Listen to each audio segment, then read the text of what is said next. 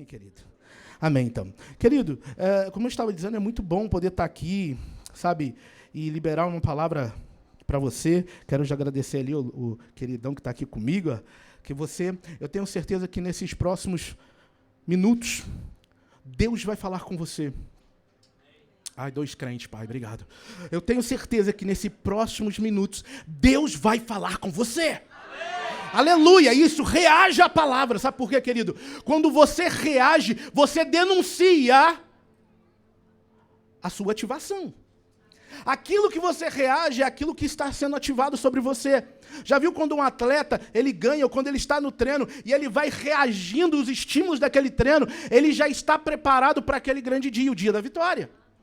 Eu estou querendo falar com você que assim quando você reage, algo é ativado em você. Hoje eu estou pregando aqui nessa manhã para gente que vai reagir a uma palavra, para gente que vai vibrar com uma palavra, porque sabe quem é. Sabe quem é. Amém? Abra a tua Bíblia comigo. Hoje eu quero trazer uma mensagem ao seu coração, que foi ministrada ao meu coração, e eu vou ser rápido porque nós vamos ainda ter outros momentos dentro dessa mensagem, momentos onde que seremos desafiados a fazer algumas coisas. Então, é muito bom poder estar aqui nessa manhã, podendo louvar a Deus, podendo compartilhar daquilo que Ele tem feito. Amém? Abra a tua Bíblia comigo, 2 Reis, capítulo 6, a partir do verso 15. Nós vamos ler 2 versos. Eu quero, enquanto você acha... Outro dia eu me peguei, sabe, num culto. Estou falando de mim. O pastor falando e a minha mente como se abrisse em loopings de coisas que eu precisava. Exemplo, eu precisava viajar para resolver um negócio na segunda-feira. Eu precisava ir ao mercado com minha esposa. Eu precisava, e o pastor estava falando, e aqueles loopings abertos, e na hora Deus falou assim comigo: ei, fecha o looping, filho. Eu, caramba, opa. Como assim, Senhor? Ele falou assim: fecha as janelas das distrações para que eu abra a janela do céu sobre você. Então eu quero te encorajar nesses próximos minutos. Feche os loopings. Fecha, sabe a janelinha que a gente abre aqui no computador, o maisinho? Eu quero te dar um minuto. Fecha ela aí agora. Fecha a janela do problema que vai ter que resolver segunda. Fecha a janela do problema que vai ter que resolver quarta-feira. Você não consegue resolver esse problema quarta-feira. Sabe por quê? Porque hoje ainda é domingo. Mas o Deus que você serve, Ele é conhecido como o Pai da eternidade. Ele já chegou lá antes de você chegar. Amém? Então eu quero te desafiar a isso. E nesse dia Deus falou comigo, eu falei assim: opa, obrigado, Senhor, eu voltei. Sabe que às vezes acontece isso com a gente. Com quem já aconteceu isso no culto? Aleluia, glória a Deus, não é só comigo, né? Vamos lá? Diz assim a palavra do Senhor, 2 Reis, capítulo 15. Tendo o moço do homem de Deus se levantado muito cedo, saiu, e eis que um exército tinha cercado a cidade, com cavalos e carros. Então, o moço disse ao homem de Deus: ai, homem de Deus! Ai, meu senhor, o que faremos? E respondeu ele: não temas, porque, aleluia, porque os que estão conosco são mais do que os que estão com eles. Uau! Querido, essa história você começa a ler desde o início dela. E eu peço ao Senhor que nos traga luz ao nosso entendimento, para que essa ministração ministre ao nosso coração, para que ela produza não só as reações que precisam produzir, a ativação que precisa ser ativado, mas a transformação posterior a essa palavra. Como assim? Todas as vezes que eu recebo uma palavra, eu preciso dar uma resposta a essa palavra, e a resposta primária que eu tenho que dar a essa palavra é uma resposta de fé.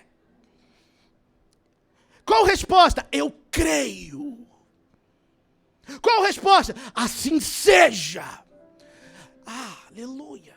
É tomar posse daquilo que já foi liberado no reino do Espírito. Esse texto, ora narrado, eu quero te contextualizar da seguinte forma. Foi uma época onde que a Síria, um exército muito forte, ele era um exército que lutava constantemente contra Israel naquela época. A Síria estava decidida a guerrear, a surpreender, a emboscar Israel. A Síria estava decidida com seus ataques, se você for observar no verso 10, a surpreender Israel, a pegar Israel de surpresa. A Síria aqui representa o mundo. O diabo, nosso acusador, o adversário. E Israel representa o povo de Deus. Nós hoje somos o Israel de Deus espalhado na terra. Olha só, a Síria queria pegar Israel de surpresa. O texto nos conta que o rei da Síria, não por uma, mas por 2 vezes, planeja um ataque surpresa para fazer emboscada, obrigado, querido, a Israel. Entretanto, esse rei, ele fica muito frustrado, ele fica chateado, porque recorrentemente o fracasso há no seu intento. Pois todas as vezes que o seu projeto estava sendo colocado em prática, o rei de Israel estava sempre prevenido. O rei de Israel estava sempre a um passo à frente. Eu estou querendo dizer que todo inimigo que se levanta contra nós, ele vai ter que ficar frustrado, porque o nosso Deus sempre está um passo à frente. Eu vou falar de novo. Eu quero dizer para você, meu querido irmão, minha querida irmã que está aqui nessa manhã, todo inimigo que tentar se levantar contra mim e contra você, ele vai ter que ficar frustrado. Aleluia. Por quê? Porque o nosso Deus está um passo à frente. Eu não sei se você pode dar um sorriso para esse irmão que está do seu lado e falar assim, o nosso Deus está um passo à frente. Você sabe que se você não fizer, querido, sabe que isso me encoraja, isso me deixa feliz, porque ninguém pega o nosso Deus de surpresa. O nosso Deus não é apanhado de surpresa. Sabe a primeira coisa que eu aprendo? Que tudo que o nosso inimigo tem projetado contra mim, contra você, tem tramado contra mim, contra você, todo o mal que ele tem colocado para nos surpreender, Deus vem e desconstrói tudo que o inimigo já fez. Eu quero liberar essa palavra. Querido, aqui, eu quero que você esteja comigo nesses momentos, para você reagir a essa palavra, para que essa palavra seja ativada em você. O inimigo que se levantou contra mim e contra você, a situação que se levantou contra mim e contra você, eu não sei se tem alguma mão aqui para já receber essa palavra, ele será frustrado. Aleluia! Daí está o nosso tempo de descanso em Deus. Porque nós sabemos o Deus que servimos. Amém ou não, pessoal? Olha que incrível. Todo projeto contra nós não vai prosperar. Todo o projeto contra nós não vai prosperar. Pois você sempre estará um passo à frente. Deus sempre nos colocará numa posição de proteção. Deus, Ele vai gerar proteção sobre a minha e sobre a tua vida. O rei da Síria, mostra o texto, que ele fica perturbado. O rei da Síria mostra um pânico, porque ele chama o seu próprio exército, ele chama a academia militar da Síria, e começa a falar, tem um traidor entre nós. Um rei vira para a sua tropa, olha o nível de desespero dele, e fala, tem um traidor entre nós. Por quê? Porque todas as vezes que eu armo uma emboscada, o meu plano é frustrado. Você perdeu a oportunidade, querido. Deixa eu te falar o que ele estava querendo dizer. Tem um problema entre nós. Tem um traidor entre nós. Porque todas as vezes que eu me levanto contra o povo de Deus, todas as vezes que eu me levanto contra esse crente, toda vez que eu se levanto contra essa pessoa, Eu sou frustrado porque eu tenho um Deus que trabalha por ele. Aleluia! Tem um Deus que trabalha. Aí alguém lá diz assim, rei, deixa eu te falar, não tem um traidor entre nós, não. Isso aí está no verso 11, esse rei pergunta isso. Não tem um traidor entre nós, não. Não tem? Não. Então o que está acontecendo? Porque eu planejo e sou frustrado. E não é uma vez. Ô rei, deixa eu falar para você. Deixa eu te contar uma história, rei. Um dos servos teve essa liberdade para falar com o rei. Nenhum de nós aqui é traidor. Nenhum de nós aqui é pelo rei de Israel. Não é assim, rei. Rei, meu senhor, o problema é que lá em Israel tem profeta. Ô rei, sabe qual é o problema? Tem um homem chamado Eliseu, que está lá em Israel. E ele faz saber ao rei de Israel as palavras que fala no seu quarto em secreto. O problema, rei, é porque lá tem profeta. Aonde estão os profetas de Deus aqui espalhados? Aonde estão? Onde estão? Fala, não sei. Bata no ombro de alguém e fala assim, eu sou profeta do Senhor aqui.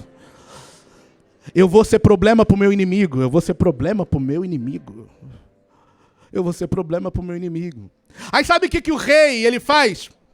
O rei ele fala assim, ele pergunta, esse é o problema? O problema é Eliseu? O problema é o profeta? Então vamos matar o profeta. Estão tentando matar os profetas. Estão tentando calar os profetas. Por quê? Porque quando eu calo um profeta, eu calo o livramento. Estão tentando calar as circunstâncias, o dia difícil, o cerco inimigo, tenta calar a nossa voz.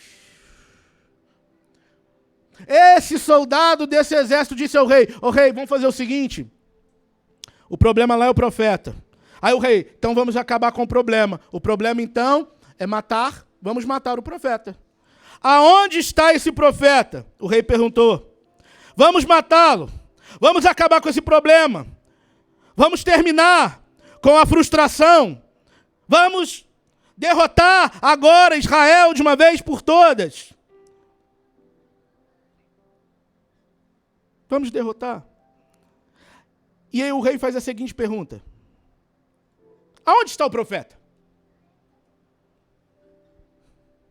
Aonde está o profeta? Aí um deles diz assim, o profeta está em Dotã.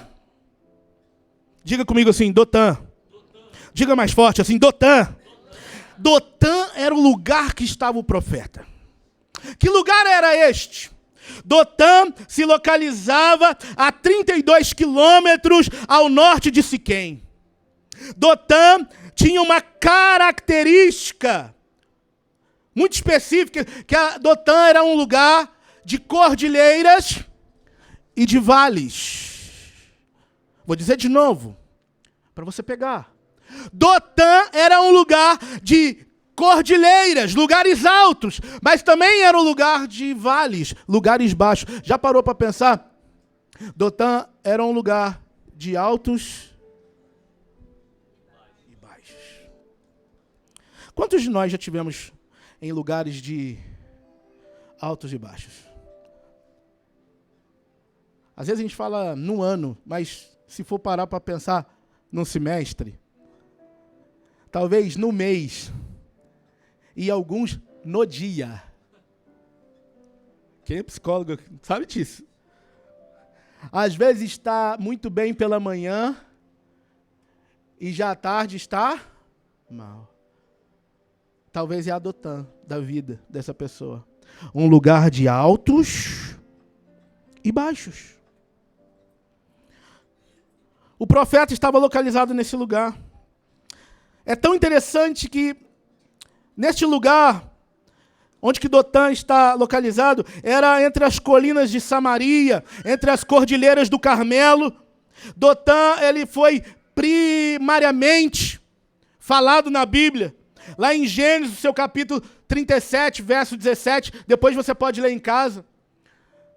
Quando José sai para procurar os irmãos e encontra os irmãos apacentando as ovelhas do pai em... Fala comigo, Dotã. Dotã. Um lugar de altos e baixos. José encontra os irmãos naquele lugar. E aquele lugar se torna um lugar de vale para José. Por quê? Porque naquele dia, José é jogado numa cisterna. Porém, eles esquecem que eles jogam José numa cisterna. Ou seja, imagine que eles esquecem que estão jogando José numa cisterna, porque eles não sabem quem é José. José é uma semente. E quando uma semente é plantada, oh meu Deus, aleluia. Não importa qual é a sua Dotã, se estão tentando te enterrar ou não, você vai dar fruto. Eu vou dizer de novo, você vai dar fruto. Deus te chamou para dar fruto. Deus te chamou para dar fruto. Aleluia. O Senhor, Ele nos chama para ser luz. Não basta ser luz, é preciso brilhar. Fala com 3 irmãos perto de você, fala assim, é preciso brilhar, você vai brilhar, em nome de Jesus, em nome de Jesus, em nome de Jesus. Pastor, por que disso? Porque você precisa entender, para que o Senhor te chamou? Para que o Senhor te fez sal? Não foi para ficar dentro da vasilha, foi para salgar. Amém. Aleluia. Olha o que acontece em Dotã. Acredita-se que naquelas pastagens existia uma estrada que ligava Gileade com a costa do Mediterrâneo e com a costa do Egito. É bem possível que nessa rota era que foi feito, que passava aquela caravana dos ismaelitas que compraram José. E eu venho te perguntar aqui nessa manhã, qual é a Dotã da sua vida? Qual o lugar que você foi traído?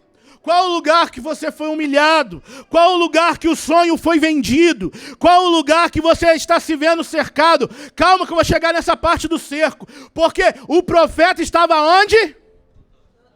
Vai comigo, querido, por favor. O profeta estava onde? Dotã. Você tem que gravar esse nome. O profeta estava lá. Ele não saiu de lá. E olha o que o texto diz. Ele diz que, naquele momento, o nosso amigo ali, o moço do profeta, o nosso amigo Geazi, ele diz, ai meu Senhor, estamos cercados. Quer dizer que o inimigo achou o profeta. Quer dizer que o inimigo cercou o profeta. Quer dizer que o inimigo cercou o povo de Deus. Quer dizer que o inimigo, aparentemente, sabe o que eu acho lindo na palavra do Senhor? Que ele diz que o nosso inimigo, ele anda ao nosso derredor, bramando como? Mas ele não é leão. É como? É como se parecesse, porque leão só tem um. É o leão da tribo de Judá. E esse sim está ao nosso redor. Olha o que o texto continua dizendo. Nesse lugar, onde foi o cerco, onde aconteceu ali a emboscada, um lugar de cerco, um lugar imprevisível, um lugar insalubre, um lugar da dificuldade, um lugar onde o impossível se apresenta, é justamente o melhor lugar para você estar. Por quê? Porque é nesse lugar. Aleluia. Eu quero ser profeta de Deus aqui nessa manhã. É neste lugar que o livramento vai aparecer. É neste mesmo lugar que Deus vai se manifestar. Será que tem alguém aqui para crer nessa manhã que neste lugar onde que você está é aonde Deus vai se manifestar? Aleluia. Não interessa a sua condição hoje, querido. Não interessa como você se vê hoje. Sabe que aquilo que é problema para você, para Deus é treinamento. Uau! Sabe que aquilo que é adversidade para mim e para você é uma oportunidade de Deus te promover. Tem gente que entende isso rápido. Davi foi um cara desses que entendeu isso rápido. Enquanto todo Israel ali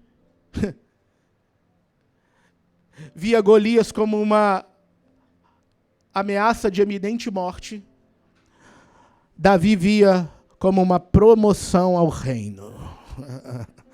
Como assim, pessoal? Pô, vou deixar de pagar IVA. Aleluia. Davi, deixar de pagar os impostos. Vou casar com a filha do rei. Vou entrar para a família real. Aquilo que para você é problema, para Deus é promoção. Talvez Deus tenha apresentado dificuldades, adversidades, situações para mim e para você. E às vezes você está, Senhor, Senhor. E o Senhor está falando assim, filho, filho, eu quero te abençoar. Eu só quero que você entenda e para de andar por vista. Sabe que o tema dessa mensagem é abra os olhos. Você ainda vai entender por quê. Mas aqui pela manhã Deus, sabe, falando ao meu coração na hora da adoração. E o Senhor falando assim comigo, oh, filho, filho. Não é por vista. Filho, não é por vista. É por visão. Filho, para de olhar aquilo que está olhando e começa a olhar aquilo que eu tenho para ti. Sabe que aquilo que Deus tem para mim e para você já foi liberado, querido. Eu não sei, eu vou falar de novo. Aquilo que Deus tem para mim e para você já foi liberado. Eu não sei se você pode entender isso. Hoje, nesse dia 8, Deus já tinha escrito. Você não está aqui por acaso. Deus já tinha escrito. Tudo está no governo dele. Ele governa. A palavra diz que ele está assentado num trono. Só quem está assentado governa. Amém, querido? Ou seja, olha o que aconteceu aqui. O rei da Síria, ele envia um exército numeroso até Dotã, onde se encontrava o profeta. Ele apronta um grande cerco nas primeiras horas da manhã para pegar ali o homem desprevenido. Geazi, ele levanta, sai da tenda, volta apavorado, porque gente que anda por vista vai ficar apavorado.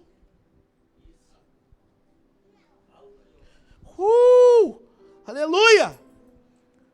Ele volta transtornado, em pânico. E você imagina, querido, duas pessoas numa tenda, um sai para dar uma olhada e ele vê um cerco, querido, de um exército inimigo com fome por vingança. Você imagina? Para aqui para pensar comigo. Por 2 vezes, vocês saíram da minha emboscada. Mas hoje, eu preparei algo para vocês e vocês não escapam de mim. Aí aparece, to be continued, né? A história não acaba. A história continua ainda dizendo o seguinte, que ele sai da tenda, ele olha e ele volta e fala, sai. Vou falar num brasileirês, deu ruim. Mas ele não fala só deu ruim. Ele volta para dentro da tenda e fala, ai meu Senhor, eu vejo carros de cavalos, estão nos cercando. Sabe o que Geazi vê? Ele vê a realidade. Ele vê a realidade, ele não vê a utopia, ele não vê a palavra de incentivo, não, ele não vê nada, ele vê o que é real. Quantos de nós já vimos coisas que são reais? Sim ou não, querido? É só eu, é você também.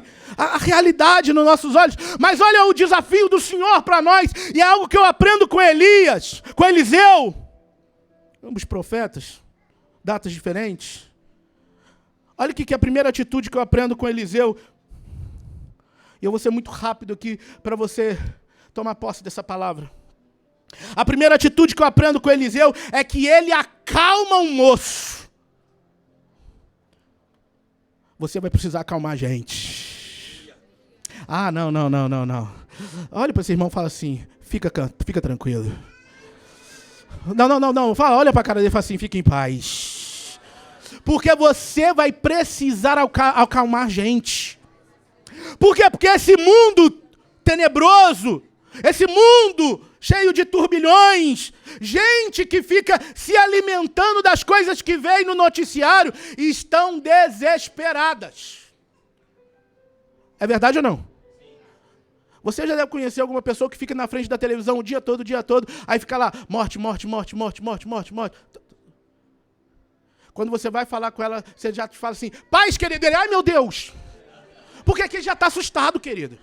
Ele já não recebe. Por quê? Porque ele já está ai meu Deus, mas você e eu somos agente de paz nessa terra. Ah, eu vou falar de novo. Ah, eu vi um crente dando um aí. Ah, você e eu, nós somos agentes de paz nessa terra. Deus te chamou. Ah, eu não sei, querido. Ai, meu Deus. Deus te chamou. Querido, para com essa cara, desanimado. Deus te chamou, Ele te elegeu, Ele, meu Deus do céu, era hora de você jogar para cima a mão e falar assim, é comigo, é comigo, é comigo. Deus não te trouxe para a Europa para ela te abençoar. Deus trouxe você para a Europa para abençoar a Europa. Meu Deus! Quando você entender isso, meu irmão, sabe por que eu oro tanto eu amo o povo português? A comida, aleluia. Amo. E eu oro por eles. Sabe por quê? Porque Deus me chamou aqui nesse lugar para abençoar a vida deles. Deus me chamou aqui para abençoar esse continente. Deus me chamou aqui para abençoar essa cidade. Eu não sei onde você mora, mas Deus te chamou para abençoar aquele prédio. Deus te chamou para abençoar aquele quarto. Aleluia. Talvez você chegou aqui pelo um quarto. Casa que te receber. A casa que te receber. O inimigo já vai ficar desesperado, porque ele sabe que ele vai ficar frustrado com os planos que ele tinha para aquela casa. Primeira coisa que eu aprendo com Eliseu, ele acalma o moço. Geazi, ao sair da tenda, ele havia avistado o cerco do exército inimigo e a realidade de uma afronta, de uma derrota, de uma morte iminente. Ao ouvir Eliseu proferir as suas palavras de encorajamento, Geazi deve ter falado, o senhor é doido. Por quê? Porque Eliseu fala com ele, calma, Beth, calma. O que estão conosco são mais do que estão com eles. Diga assim para mim, não estou entendendo. Fala assim, não estou entendendo. Geazi também não. Geazi falou assim, não faz sentido, matematicamente. Tá eu e o senhor. Lá atrás tá gente pra caramba. Todo mundo armado até os dentes. E só tá eu e o senhor, sem nada. O que Geazi estava vendo? A realidade. Eu estou aqui nessa manhã encorajando você a parar de andar por vista. Eliseu, ele olha para Geazi como um agente de milagre, como um agente de paz, como um agente que em meio ao caos traz paz, traz esperança. Esperanças em meio ao desespero, num mundo tão desesperado, de pessoas tão descontroladas, de noticiários tão loucos. Ele traz a Geazi esperança. Segunda coisa que eu aprendo com Eliseu, e são 3 coisas que eu pontuei aqui. Segunda coisa, ele ora para uma solução de um grande problema. Eliseu, ele fala com 3 pessoas, vai ser preciso você orar. Vai orar. Vai ter que orar. Por quê? Porque orar além do relacionamento que a oração gera, a oração é conversar com alguém que já viu o seu futuro. Aleluia. Eita glória. É fazer isso. Eliseu, ele ora. Ele ora e o pedido dele é incrível. Eliseu, ele ora e diz, ó Senhor, eu peço-te para que abra os olhos do moço, para que ele veja. Eliseu está falando assim, eu quero que ele pare de andar por vista e comece a andar por visão. Porque você pode até estar vendo na vista, mas Deus te chamou para andar num nível elevado, um nível de visão. E eu já parto para a terceira coisa que eu aprendo com Eliseu. E aqui já estou partindo para o encerramento. Fala, irmão. A gente não combinou nada. Estamos terminando, mas... Peraí, pai, vamos fazer de novo. YouTube, depois corta essa, hein? Estamos terminando, querido. Nosso... Senhor, tu sabes. Senhor, isso é maravilhoso. Esse é o tipo do povo de Deus. Independente dos desertos que passam, independente das lutas que lutam, a nossa esperança e a nossa alegria está no Senhor. Porque a nossa alegria, o texto diz que a nossa força é a alegria do Senhor. E eu creio que o nosso Deus sempre está alegre. Terceira coisa que eu aprendo com Eliseu. Ele identificou o verdadeiro problema. Fala comigo, eu preciso identificar o real problema. Ele fez isso. Perceba comigo, se não é isso. Ele vira, tem um ataque lá fora, tem um inimigo lá fora querendo matar, tem um inimigo lá fora querendo a morte deles. Mas ele ora, e quando ora, olha só, que ele não ora dizendo assim: Senhor, mata todo mundo lá fora. Ele não ora assim. Sim ou não? Ele não ora dizendo: Senhor, envia flechas flamejantes sobre a cabeça dos inimigos que estão lá fora, porque Geazi veio aqui dentro me contar. Ele não faz isso. Percebeu? Estranho. Olha o que ele ora. Senhor, abra os olhos do moço.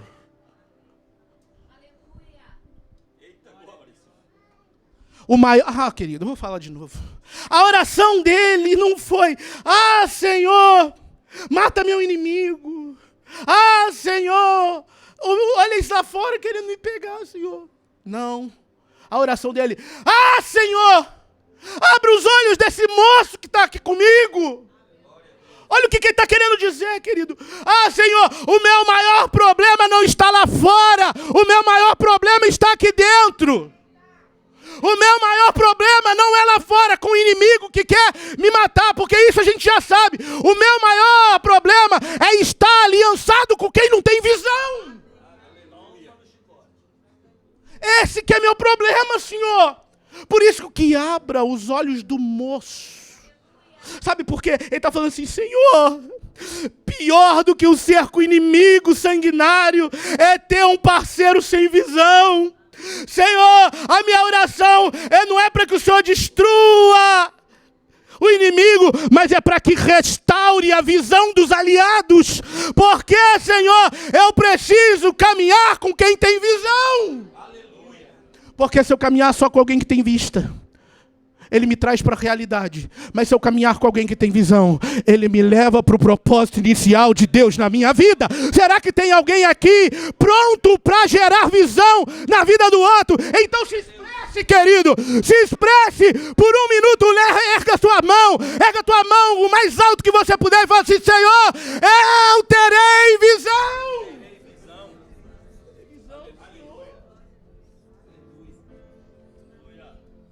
Eu não quero caminhar pelo que vejo. Eu quero caminhar à medida do que o Senhor me chamou.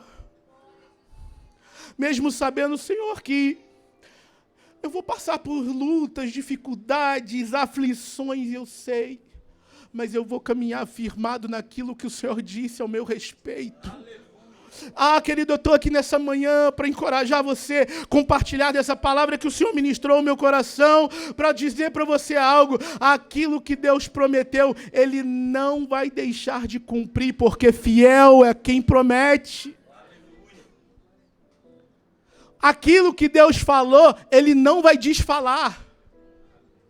Aquilo que Deus prometeu, Ele não vai desprometer. A promessa daquilo que o Senhor disse para mim e para você, ela está em plena validade, ela está em plena ativação, ela está... Ah, meu Deus, eu não sei se você entendeu na hora da ministração da oferta, o jeito que é colocado não muda, quem muda é quem recebe. Eu estou querendo dizer que o Deus que nós servimos, Ele é o mesmo ontem, Ele é o mesmo hoje e será eternamente. Logo, não foi Ele que mudou, foi eu. É eu que mudei. É eu que comecei a falar, não é bem assim. E Deus está assim. Não é desse jeito. Eu que comecei a abrir no loopings onde que não tinha. Porque o nosso Deus, Ele continua sendo Deus que faz milagre. Ele continua sendo o Deus que quebra o arco, corta a lança, frustra o plano inimigo. Querido, pastor, eu estou vendo aí, estou sentindo que parece uma mensagem meio autoajuda. Não, você está enganado. A mensagem, na verdade, é justamente o contrário. É a ajuda do alto. Não é sobre autoajuda, é sobre a ajuda do alto. Por quê? Por quê? Por quê? Porque você precisa receber essa ferramenta, querido, para você ser ativado na visão.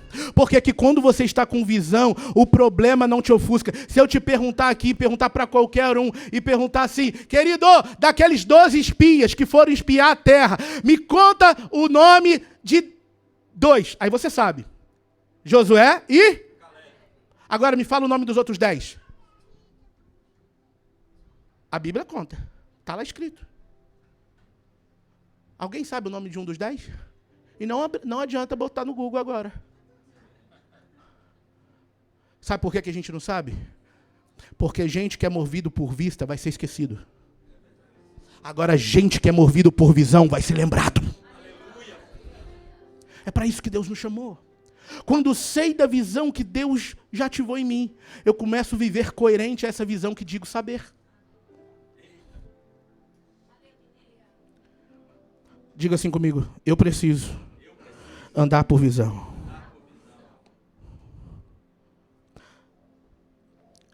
Há mais ou menos 20 anos atrás, eu fui ministrado por uma palavra, uma história. E aqui eu caminho para o nosso pós-momento dessa mensagem. A mensagem era o seguinte, essa história de uma menina entre 10 a 11 anos de idade. Ela morava num país onde o evangelho tinha pouca aceitação. Ela morava numa cidade e, na época, já tem muito tempo que eu vi, e essa história veio na minha mente nessa manhã. Essa menina, ela decide aceitar Jesus. Uma menina de 11 anos. Foi falado com ela a mensagem da cruz. Ela se apaixonou pela mensagem da cruz. Foi falado com ela que Jesus sangrou por ela, que Jesus derramou o sangue dele na cruz do Calvário para que ela fosse perdoada. E uma menina de 11 anos, talvez naquelas salinhas da EBF, da Escola Bíblica de Férias, ela recebe essa mensagem e ela abraça essa mensagem. Ela compreende, ela tem consciência do sacrifício que Jesus fez. E ela decide se decidir por Jesus. Porém, ela já não tinha mais mãe, morava com o pai, um senhor violento. Disse para ela da seguinte forma: menina, você quer servir então a esse Jesus dos crentes? Você quer então ir para a igreja? Ela, sim, papai, eu quero. Então tá bom, tá combinado. Aqui em casa ninguém é crente, aqui em casa ninguém serve a Jesus, mas você quer isso? Ela diz, pai, eu quero. Jesus, ele se entregou por mim ao pai dela. Então, todos os dias que você for ao culto, quando você voltar, você vai tomar uma coça, você vai apanhar. Ela falou assim, tá bom, papai. Por azar dela, a igreja dela tinha culto de segunda a segunda. E ela ia em todos os cultos. E sempre que ela voltava para casa, o pai dela, alcoolizado, ia e batia nessa menina. Uma menina de 11 anos. Perceba que essa menina ela já não estava mais vivendo por vista. E ela, todas as vezes que ia ao culto, quando chegava em casa, ela apanhava. Houve um dia que uma tia, algum parente, lhe deu um vestido branco, um vestido lindo, um vestidinho, aqueles vestidinhos de menina, sabe? Quem aqui é pai de menina, de menina? Sabe aquele vestidinho que você deu quando era pequena? Com o maior cuidado. Ela recebe esse vestido. E indo todo para a igreja, animada para a igreja, o pai dela voltando a ver na rua. E dessa vez um pouco mais alcoolizado, ela vai mostrar o vestido para o pai. Ela indo para a igreja, o pai empurra ela, não quer nada com ela, pega ela assim ó, e joga, e ela bate a cabeça no meio-fio, no encosto da rua, e começa a sangrar. Aí os irmãos da igreja correm, o pai dela sai bêbado, sem saber das coisas, sai. O povo da igreja vai lá, pega aquela menina, leva ela para os primeiros bancos, e aquela menina desfalecida, o pastor vira e os irmãos ali, chama aí o SAMU, chama aí as emergências, chama, porque a cabeça dessa menina bateu ali e está sangrando muito, está um buraco aberto, e o vestido dela começa a ficar todo vermelho de sangue, e aquela menina, ela toda hora tem uns espasmos, ela volta, acorda e desmaia novamente. E o pastor e os irmãos que estavam ali acudindo falam assim, aqui, chama enquanto eles chegam, o resgate se achega, tira o vestidinho dela, e ela fala assim, na hora que ela acorda, ela, não tira o meu vestido. E fala, não tira o meu vestidinho, pastor. Aí ela vai e apaga novamente. Daqui a pouco ela volta, novamente, e todo mundo, gente, vamos tirar, tira o vestidinho dela para ela respirar melhor, para não ficar tanto de roupa. Aí ela volta e fala assim, pastor, não tira meu vestidinho branco, não tira. Pela terceira, ela desmaia novamente, pela terceira vez ela volta, ela fala assim, pastor, o pessoal fala assim, mas filha querida, por que você não quer que tira o vestidinho, o seu vestido, é para você poder respirar melhor e tal. Não, pastor, é porque eu quero mostrar para Jesus que assim como ele sangrou por mim, eu também sangrei por ele. Querido, eu não sei qual problema que você está passando hoje, mas o meu desafio é começar a ter a visão daquilo que Deus te chamou. Essa menina já não estava mais vivendo por vista. Ela estava crendo no prêmio. Ela estava olhando coisas que ninguém estava olhando. Ela falando assim, eu sei que em breve eu verei o meu Senhor. Talvez o seu desafio nessa manhã é, Deus restaura a minha visão, para que eu pare de olhar para algumas coisas como game over, como jogo final, e comece a olhar como é um processo para aquilo que Deus quer fazer. Talvez você que está aqui nessa manhã já conhece ao Senhor tantos anos, tantos tempos, e a sua visão foi ofuscada por causa das circunstâncias. Eu entendo, querido, o texto de Provérbios diz que a esperança tardia, ela enfraquece o coração. Mas eu também quero te dizer que eu sei que o meu Redentor, ele vive. E por fim, ele se levantará. Talvez nessa manhã é a hora de você fazer uma oração. Sabe, hoje nós cantamos uma oração aqui. E eu quero te encorajar a cantar essa oração. Cantamos aqui hoje, dizendo, eu estava longe, tu estavas perto.